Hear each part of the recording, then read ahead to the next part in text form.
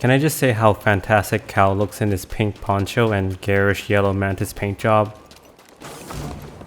You did it. We did.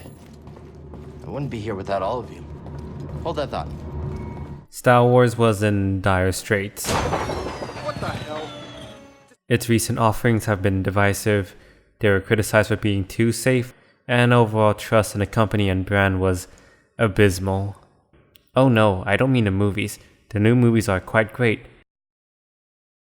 Amazing even. I meant the games and EA's handling of the brand. Putting out 2 multiplayer-focused games,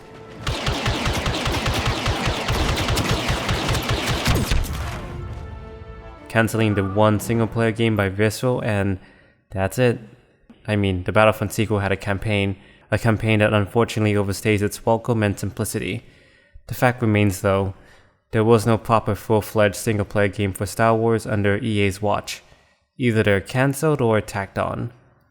All the controversy and criticisms meant consumers, critics, and investors' confidence in EA was less than desirable. EA paid $4 billion for this exclusive license and needed some miracle. Enter Respawn Entertainment, who put out an exceptional, tight, and memorable campaign with Titanfall 2, and who many saw as the only company under EA to potentially turn things around. The game, Jedi Fallen Order, promised to deliver an authentic Jedi Knight single-player experience, with no strings attached. Then the game comes out and it seemed like they did their job as promised. No scummy EA practices, a 20-hour campaign that by most accounts is well made, and it seems like EA finally has the good Star Wars games in their hands. It only took them 6 years. Having put in 20 hours and having a completion rate of 82%, and not being too keen on finding all the other collectible skins because I pretty much have the best outfit out there, I think I can come to a solid conclusion on the game. But rather than give this game a general review and stick a 7.27 out of 10, I want to tackle a more interesting question. Is Jedi Fallen Order being good enough? Good enough? And spoiler warning. If you haven't played the game or plan to play it, I'd suggest you stop and put this video on watch later. Let's jump in. Troopers. See that? Incoming! We're gonna make you pay! He's so fast! I think we should always ask ourselves why a game exists. Obviously, it and every other game exists to make money, but how players and critics receive the game has something to do with its time and place. Like, is it relevant today? It's kinda hard to tell when the game exactly came to be. Despite many thinking Jedi Fallen Order was made as a result of Battlefront 2's debacle, Respawn Entertainment claims that the game was being worked on in 2014. Very quickly, we got 5 guys. We used to call ourselves Team 5 Guys. They got Stig Asmussen to lead it, probably because of his directing role on God of War 3 way back in 2010. But instead of making a spectacle fighter, it was clear that the game was going to be heavily inspired by Dark Souls. The emphasis on combat being more cautious, with the need to dodge, block, parry, respawning enemies, losing experience upon death, and other elements were clearly Dark Souls inspired. A part of me wonders if it was always decided that the combat had to play like Souls because it was popular, or did the developers want this methodical, high-risk-reward combat system to capture the Jedi Knight experience, and Souls just happened to offer the groundwork for that. Aside from combat, there's the exploration and Metroidvania world design, how you're given this interconnected sprawling map with obstacles and shortcuts that you unlock through abilities. Obviously the appeal is the sense of discovery and making a sense of these alien strange worlds, but I also think critics and players around the time the game was being made were starting to get tired of the whole linear structure in a lot of games back then. In a cynical way, it feels like Respawn Entertainment and EA had a list of hardcore gamer tick boxes to check off: Dark Souls combat, platforming, exploration, non-linear world design, and more. All neatly packaged and coated in Star Wars imagery, sounds, and writing. But to be fair, the game doesn't exactly play one-to-one with the Souls games. I had to unlearn some Souls fundamentals with Jedi Fallen Order. It was more blocking and parrying than dodging.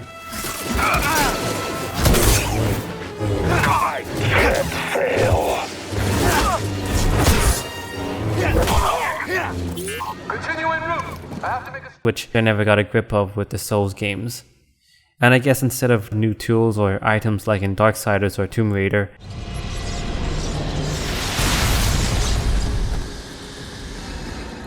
you use force powers instead, which thankfully ties in with the writing as you learn more about yourself and your past rather than, oh, you stumble upon a new tool. Nevertheless, I can't help but feel like while the game does a decent job of incorporating all these systems and designs, neither one of them really stands out. Yes, for EA and Respawn, taking off the how not to be the worst company ever and hardcore gamer checkboxes seem to have paid off with reviewers and fans, and sales-wise. But compared to other games, I just feel like mechanically I can find these better experiences by going to the actual sources that Fallen Order was inspired by. The Souls games have this unique persistent online world, wildly imaginative, gothic horror aesthetic. I can play the Surge and enjoy probably the best Souls-style combat system out there. Not just because you can target individual limbs, but how everything feels tight and slick compared to every other Souls game I played, even Jedi Fallen Order. And it's a bit of a shame Respawn didn't experiment or excel in the well-trodden Souls territory. Sure, Star Wars never had a Dark Souls-style game before, but in the bigger picture, it's just another Souls-esque game with elements from other games. It makes me realize how there's really nothing like Jedi Outcast or Academy out there. Heck, nothing today plays like those games. Another type of genre that is rather lacking now is the traditional spectacle fighter. As much as it sounds like a nice redemption story for EA and gamers who think the company listened to the fans after the Battlefront 2 backlash, it's hard to say how much Jedi Fallen Order was affected by Battlefront 2's reception. But before I get into the reasons why I think it's just a good enough game, I want to jump into how the game has some great, if not amazing moments. Oh no! Oh no, no, no!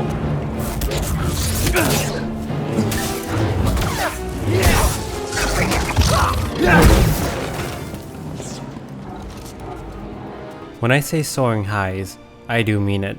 There's some genuine jaw-dropping moments and exciting segments in this game. Experiences that left me in awe. Something games rarely achieve for me lately. Starting with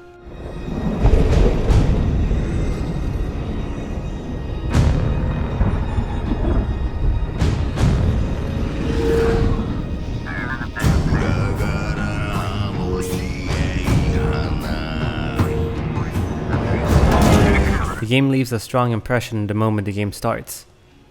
You're exposed to some unfamiliar music never heard on anything Star Wars. Music which was performed by a Mongolian band called The Who.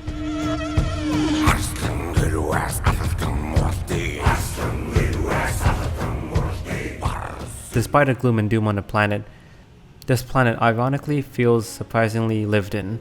Background characters talking about making paycheck to paycheck, the Empire breathing down their necks, and finding solidarity in their shared struggle. Can't just sit here collecting a paycheck. It's just so dangerous up there. Of course the work is dangerous. You're a rigger. What if I screw up, take a fall? I got a family to worry about. A rigger with a family? Oh, friend, you've made some poor life choices.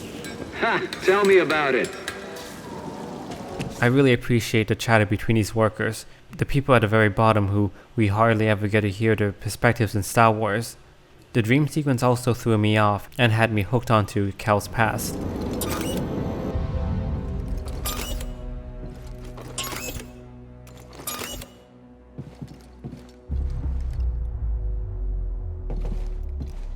The first stretch of action, which feels like an homage to Uncharted 2's train sequence, is exciting, and I love how they give a taste of how hard the boss fights are going to be at the very end of the sequence.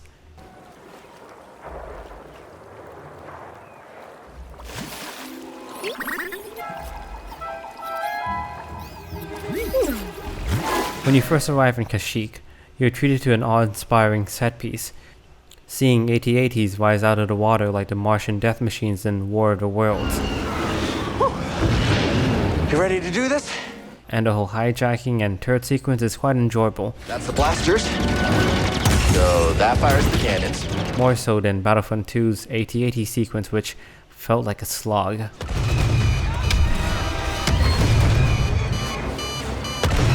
blasting it, we've got nowhere else to go.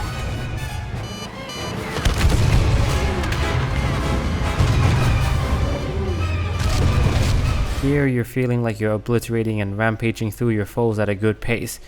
Plus it helps that unlike Battlefront 2, you actually have a secondary rapid fire mode. You know, variety. Speaking of stuff to keep things feeling fresh, I've needed a fight. That'll hurt. Are you feeling it now?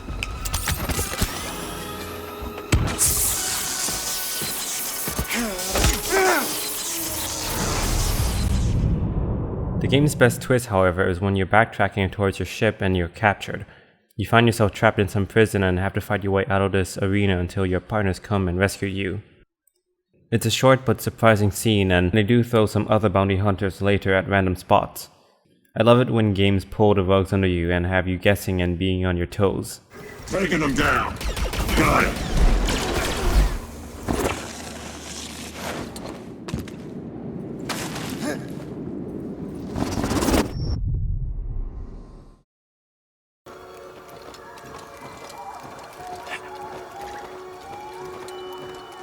When you return to Kashyyyk later in the game, I think this is where the game is at its absolute best. Scenery which just felt awfully therapeutic to me. When they let you soar around the sky on the KASHYYYK bird, it's definitely breathtaking. And the whole thing ends on a high note, facing and properly defeating your first true boss, which really highlights the growth you made since you started the game. I mean, the last two times you face a boss, it was cut short, so it's rewarding to finally and completely defeat a boss for once. With all that being said, these 2 to 3 hours of great pacing, jaw-dropping moments, and just excellent set pieces really left a strong impression on me and will stick with me for quite some time. Unfortunately, the game was 20 hours long and that 2 to 3 hours only accounts for about 15%. How's the rest of the 82%? Kinda aimless, average, irksome, a bit frustrating.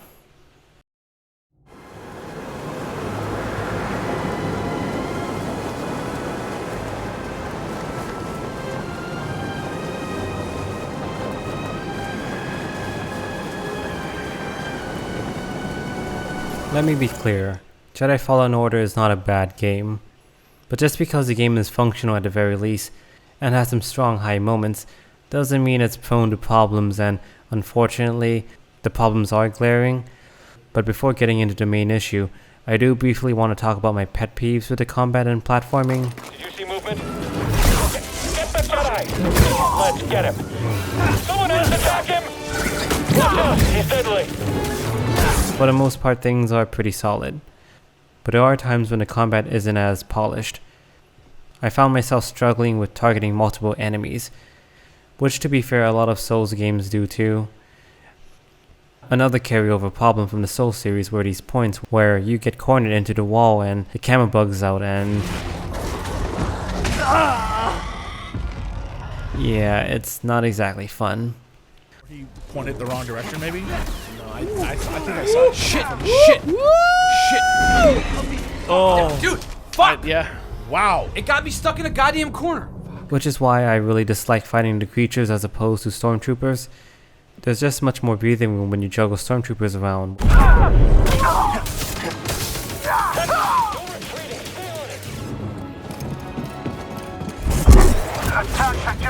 and me now. I would have liked it if the enemies randomized their composition as well, but it would also feel a bit more immersive to see the Empire deploy different units, or see different beasts when you return to an area, as if the world was being more dynamic. I mean, they sorta did it with the bounty hunters. I randomly encountered them on Kashyyyk and Dathomir while others faced them on Bogano or elsewhere. And I wish we saw more of that, I guess, beyond the bounty hunters. The platforming was finicky.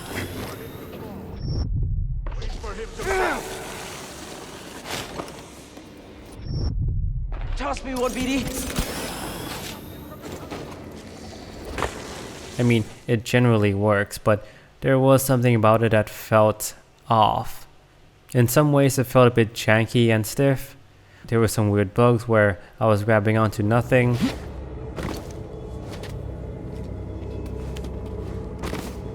Jumped off in a different direction.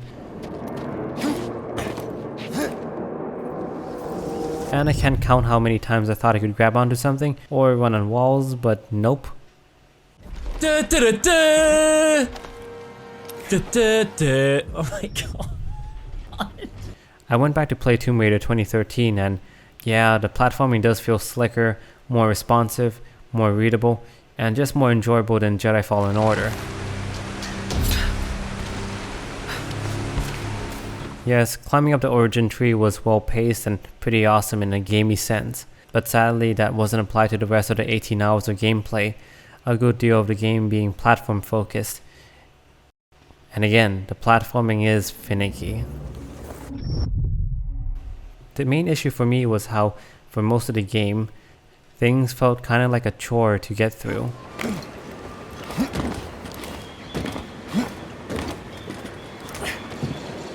Granted, I know Souls games and Metroidvanias have a slower pacing to them more than a linear game, but Jedi Fallen Order doesn't seem to have a persistent online world, for example, or arguably the best Souls combat system. When the story is progressing, it's really great. Shh. We don't know if it's friendly. That's the thing that took down the Knight's sister. But most of the game I felt like I was just trying to make a sense of the larger map, and unfortunately a lot of backtracking is involved. There were countless times where I was really unenthused about having to head all the way back to the ship, or I got lost and spent 15 to 20 minutes trying to get back on track.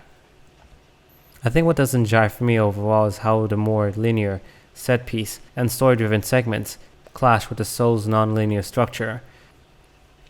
A great example where the game felt really padded was this pointless 1 to 2 hour detour in Dathomir, where I just want to get into the temple and some Night Brother sends me sliding down several levels. And what do you do before you finally get back on track? Fight lots of enemies, climb around, go through a mostly abandoned village, fight a big bat beast for some reason. Here we go again! And I guess get this climbing tool.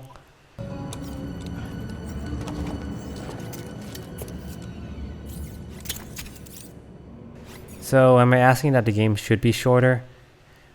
I guess for me at least, I would have preferred a more tighter 10 to 13 hour long experience. There's some great action-oriented games like Uncharted, Bioshock Infinite, Tomb Raider, and others that were about that length. I suppose the padded chore much of Jedi Fallen Order is only makes the cancelled Visceral game and Sour's 1313 game, which were supposed to be more story-driven linear games and thus likely shorter, a bit more depressing to think about in hindsight. Speaking of story-driven... Since you're not a Jedi anymore, that's why you need me. I know you don't trust me. And I'm not really sure I trust you. But we have a common enemy, and a common cause. I'll share more of my plan after you reach the vault. But, until then, there's someone here I think you should meet. May the Force be with you.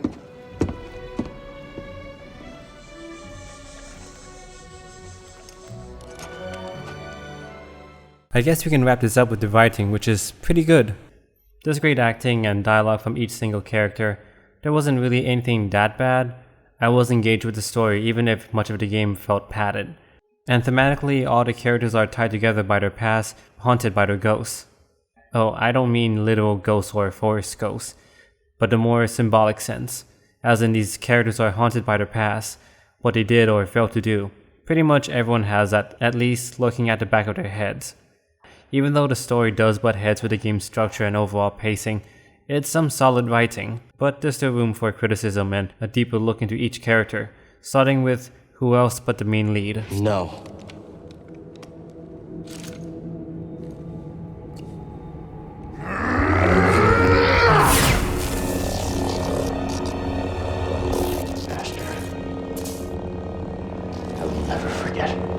Cal is a likable character in that likable Disney Aladdin sort of way. Stay alive down there? I'll add it to the plan. good looking, good hearted. Sure, he's a bit angsty on a few occasions, but it's minimal and overall he's just a charming guy. You ready for a swim, BD? He also contemplates his own actions, wondering if because of his actions he caused the partisans to be wiped out by the Empire. Do you think the Empire would have come after KASHYYYK so hard if we hadn't intervened? The Jedi are supposed to be symbols of hope, but I led the Inquisition here. Mari and Tarful put their trust in me. Did I just endanger them again? Something which reminded me of Kyle Katarn in Jedi Outcast. How he accidentally led the Empire to the Valley of the Jedi, thus creating an army of Dark Jedi, and he kinda just asked about Jan instead. What? You still don't know, do you? Desan followed you to the Valley of the Jedi. Even now, hundreds of Desan's loyal followers are drinking deeply from the Valley's power, becoming reborn in the glory of the Force. And we owe it all to you. Then you killed Jan? That's right. Priorities, man. But beyond Cal's surface, he, like many, has a past he's running away from. Like Luke in The Last Jedi, he shut himself off from the Force, and has felt guilt for thinking he screwed up and failed to save his own mentor. It's kind of refreshing to see the effects of a Padawan losing a master. I know Jack Packard from the Escapists' new series, Underdeveloped, criticized the game's decision to do flashbacks since he believed it not only didn't do much for him character-wise, knowing what eventually happens. Master, are you okay?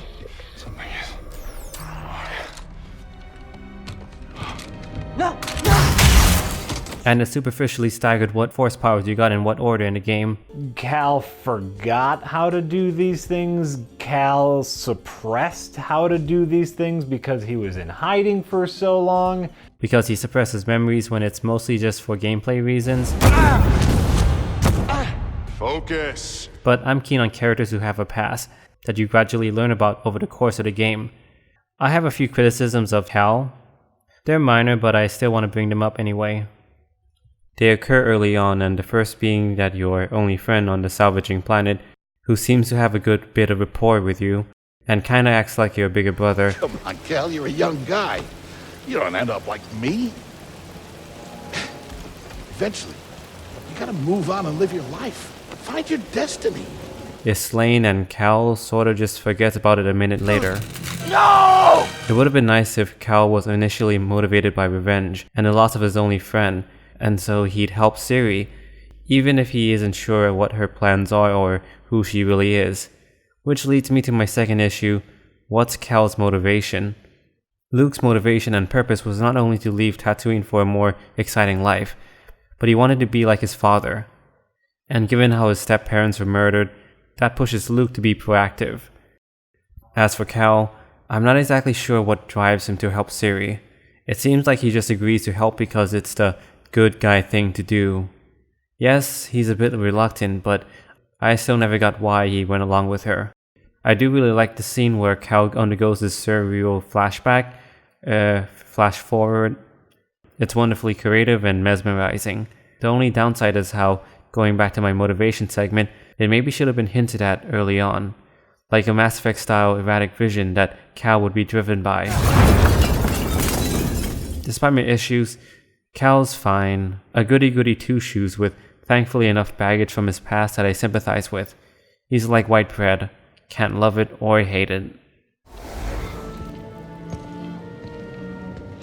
You trespass, Jedi. There's not much to say about MERRIN's character herself, other than what the character represents. She's mostly hostile towards you and tries to kill you because of a misunderstanding and lie from a rogue Jedi. What you were told about the Jedi was not true. But once you get to explain yourself and tell her that the rogue Jedi is actually, well, evil.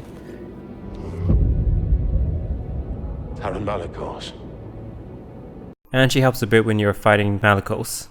And also help cloak your ship to bypass the Imperial blockade. I was gonna talk about the racial coding and how Star Wars assigns foreign accents to alien races, but... What? What did you say? I think I'll keep that to another video.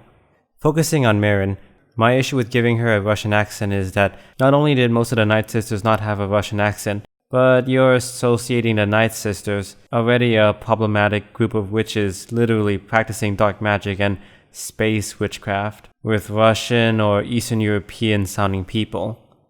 Yes, MERRIN isn't a villain, but she and the Night Sisters do have a nativist, anti-outsider attitude.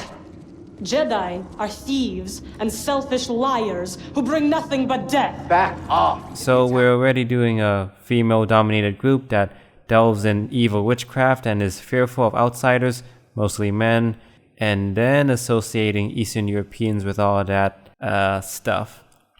On a positive note to end on with MERRIN though, MERRIN actually has a female partner. Others, my friends, Ileana. Who is she? We used to sneak out to the swamps and make potions together. We were so close. I thought when we were older we would be together.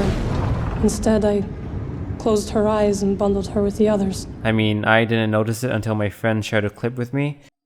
Yeah, you only learn that if you triggered the conversations on a trip to another planet. I didn't trigger it because I immediately headed for the final planet and mission, so yeah. But hey, beggars can't be choosers. If it wasn't for her, she betrayed me. You were Trilla. In the flesh. Trilla serves as the main antagonist, and I have to say that the actor did a great job of playing her. Well acted and having a tremendous sense of screen presence and gravitas. That alone was compelling, but her backstory and concept is equally interesting. I found myself sympathizing with her. You learn that Ciri was hiding who the second sister was. Trilla tries to spread doubt and strain your fragile trust with Ciri. Why didn't you tell me? Because she's a liar. And you find out that she was once Ciri's apprentice before being tortured and turned into an Imperial Inquisitor. I think my biggest criticism of her is the ending, which at this point, you should have jumped ship if you didn't want to be spoiled, but yeah, gonna spoil the ending. It's a shame that Trilla's story ends in a weird, anticlimactic way. Not just because Vader axes her off out of nowhere, but she sort of renounces the dark side rather quick, despite all the conditioning and suffering she endured. It's kind of jarring to see her suddenly turn over a new leaf, then get axed off, which makes her mini-redemption somewhat moot. And it's not like Vader was built up to that climax to Trilla's story either. A part of me wonders if it would have been more interesting if, instead of Trilla dying, it's Cal instead. Yeah, Trilla renounces the dark side, Cal's killed, and you switch to Trilla's perspective as you and Ciri escape Vader's wrath. Which would have been more fitting because we briefly flash back to Trilla from her first-person perspective earlier, and now we're actually playing as Trilla. And the game would end with Trilla feeling indebted to Cal's sacrifice and how she has a long road ahead of her to redeem herself, which would have ended the story with a sequel hook. But a vanilla ending is fine. I like how Cal actually does the sensible thing I was hoping for and destroys the holocron so no other young Force users are hunted down. The last thing I do want to talk about in terms of characters is the Iron Fist of the Empire himself.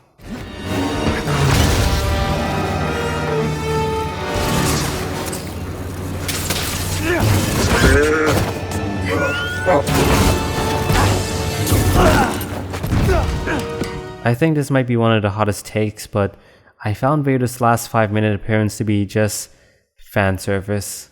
How exactly does Vader matter to Cal's story and arc? Yes, I know Vader was training Inquisitors in the Disney EU, and I'm sure if you read the books or the lore, this sounds like it would have quote-unquote logically makes sense why he's there. And yes, it's a well-directed and explosive way to end the game on, but it just feels disconnected from the story and characters. In Rogue One, we see Vader being set up halfway into the film, and then again just before he leaves that iconic scene. If Rogue One suddenly had Vader appear in the last 5 minutes of the film, yeah, it still would have been cool, but it also would have felt undeserved and hollow fan service. Back to Vader in Fallen Order, there was no build-up to Vader's reveal, how it plays into the plot, like whether some Dark Lord was hunting Force-sensitive children, that Trilla was serving some greater master or anything. Or maybe we could have heard Vader's faint breathing in the background during Trilla's flashback. Some build-up to Vader or commitment to Trilla being the main antagonist would have been more rewarding to an otherwise pretty good Star Wars story that has resonant themes and compelling characters. There's other characters I skipped over like Saw Gerrera and others, but there's not much to discuss about them. Yeah, I suppose I should bring this all back to the question that started this all. So where to now?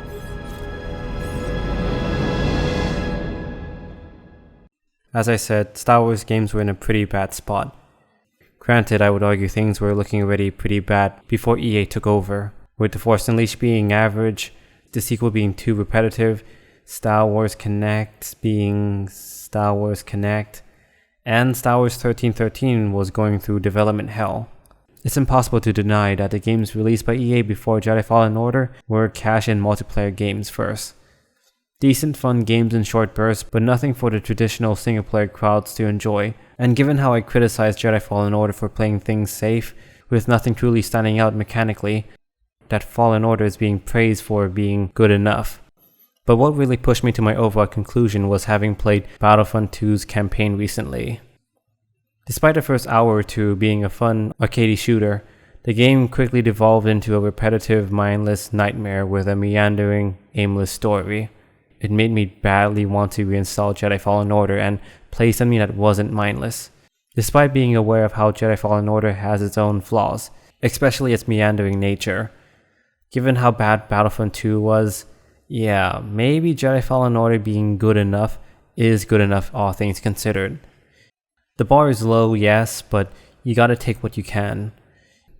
And maybe with Respawn Entertainment working on the next Star Wars game, to not only polish up the wonky gameplay issues, but also try and take major risks next time.